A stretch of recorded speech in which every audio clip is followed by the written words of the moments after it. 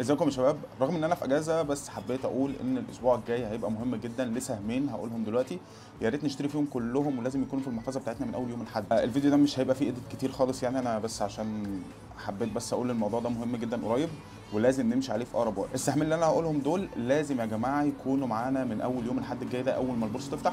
وانا بكرر الموضوع ده تاني. اول سهم هو رايا كاستمر اكسبيرينس اللي هو التيكر بتاعه RACC. ده القيمه السوقيه بتاعته دلوقتي النهارده ب 4 جنيه 95 قرش. وانا كنت نزلت على قناه التليجرام من حوالي اكتر من اسبوع تقريبا، قلت ان السهم ده كان ساعتها ب 3 جنيه وقلت ان هو هيطلع ل 5 جنيه. لا، النهارده هو دلوقتي ب 4 جنيه 95 قرش وهيطلع ل 8 جنيه. طب ليه هي هتعلى ل 8 جنيه؟ اول حاجه ان 60 ل 70% من عوائدها عوائد بالعمله الاجنبيه، يعني بالدولار. ده بسبب كمان انها بدات تعمل توسعات في دبي والبحرين والسعوديه، وده هيكبر من عوائدها الخارجيه بالعمله الاجنبيه. كمان نقطه، وهي دي برضو نقطه ماليه، ان الفير فاليو بتاعت السهم اكتر من القيمه